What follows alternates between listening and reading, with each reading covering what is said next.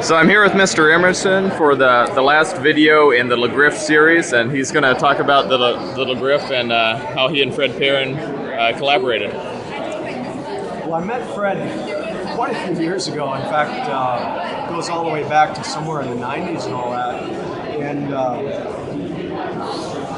he always struck me as just a real interesting individual. And I wouldn't even say that Fred Perrin is a knife maker, because he's kind of gone beyond knife making. I would say that he's a weapons maker, if I were to describe who Fred Perrin was, because he's got one of those minds that's out there looking at everything and coming up with all these unique and really interesting designs. And so I was really impressed with him, because I was like, there's a lot of common ground here, his interests and my interests, and a real rough guy, let's just say that, but a true gentleman on top of all of it.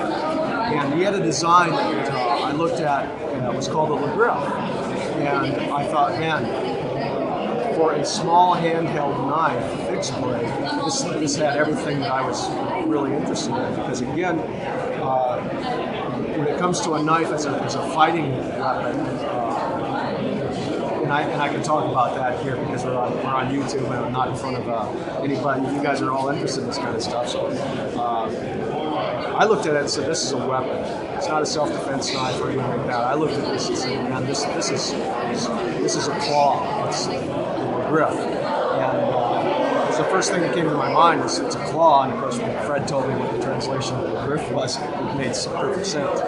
And because I thought, it's something that's small in the hand, it's lightweight. Because again, when you're moving, if you've ever been put on any boxing gloves or done any kind of boxing, a 10-ounce glove and a 12-ounce glove and a 14-ounce glove, there's a big difference in those couple of ounces in how fast you can move your hand. And the thing about the La Griffe, I mean, you think about a couple ounces, oh, that's not a big deal. But when it comes to hand speed, the difference between 10 ounce and 14 ounce, it's a big deal. It slows you down. So when it comes to a weapon, if you will, like a knife, a big heavy Bowie knife, you cannot move your hand as fast as you can with something the size of a La Griffe.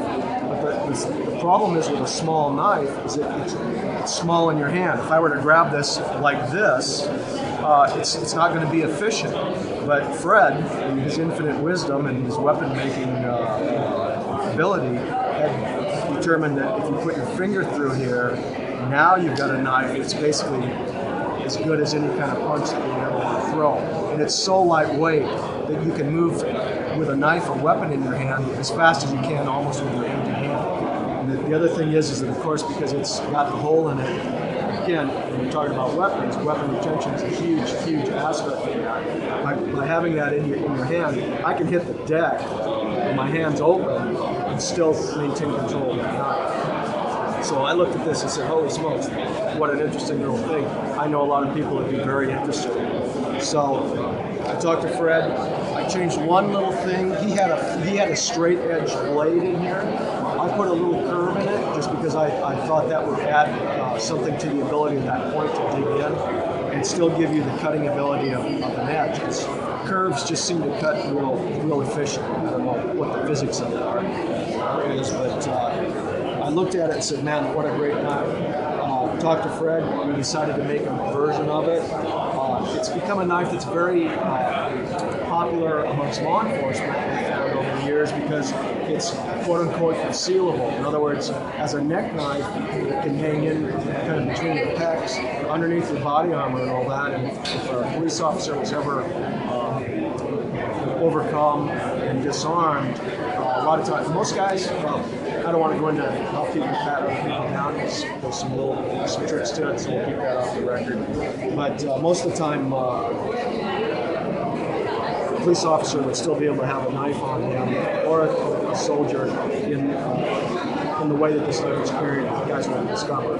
So there was a whole bunch of good things about the knife. We've loved it from the very beginning, and we still make it.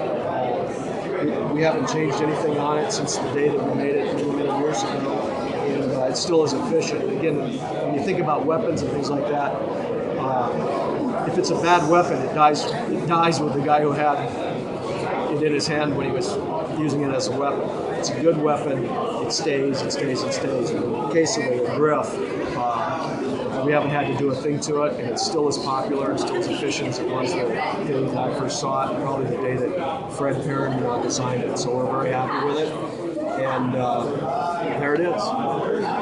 Thank you very much, sir. I appreciate your time.